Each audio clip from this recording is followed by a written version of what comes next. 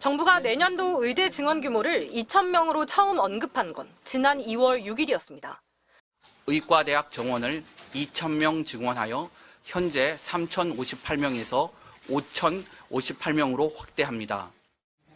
조 장관은 이날 발표 직전 자신이 주재한 보건의료정책심의위 회의에서도 이 같은 계획을 제안했습니다.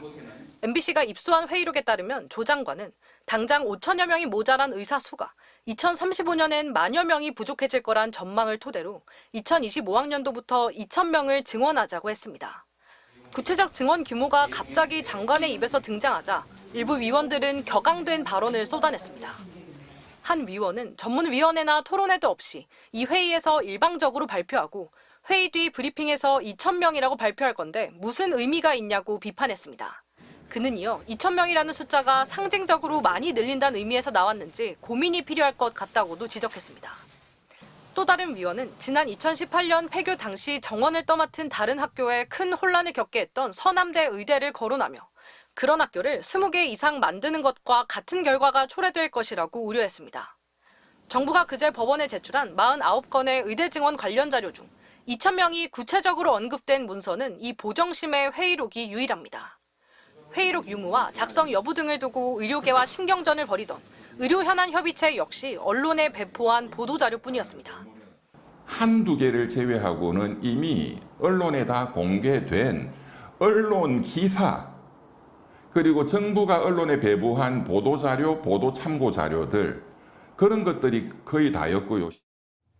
각 대학의 증원분을 나눠주는 세 차례의 배정위 회의는 당초 약속했던 참석자 명단 없이 요약본만 냈는데 그마저도 대학별 증원 규모 등 핵심 사안에 대한 결정은 기록돼 있지 않았습니다.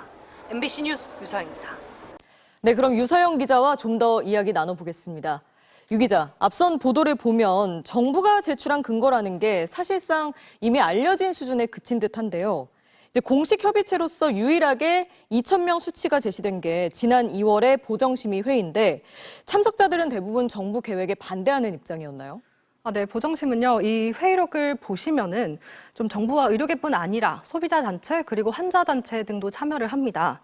지난 2월 6일 회의에서 조경 장관이 2,000명을 언급하자 찬성하는 의견도 적지 않았습니다. 2,000명도 적다, 3,000명은 증원해야 한다는 말까지도 나왔는데요. 주로 민간 위원들의 회의 참석자들 간의 토론도 잠시 이어졌지만 아무래도 증원 규모 공개 직전이다 보니 심도 있는 의견 교환은 어려웠다는 한계도 당시 현장에서 지적됐습니다. 자, 이번 주에 법원이 결정을 내릴 텐데 지금 분위기로 봐서는 정부가 의대 증원과 배정의 근거를 입증해낼 수 있을지 회의적인 시각도 적지 않습니다. 네, 이번 집행정지 사건을 신청한 사람들이 의대 교수와 학생들입니다. 따라서 1심 법원은 이들에게 원고 자격이 없다면서 판단을 하지 않고 각하했던 사건인데요. 정부도 이 점을 좀 강조하고 있습니다. 다만 2심 법원은 좀 다른 태도를 보이고 있어요. 증원 규모가 2,000명이 아닌 5,000명, 또 10,000명, 혹은 10만 명이 된다고 해도 의대생들이나 교수들은 이해 당사자가 될 수 없다는 거냐, 이렇게 정부에 좀 묻기도 했는데요.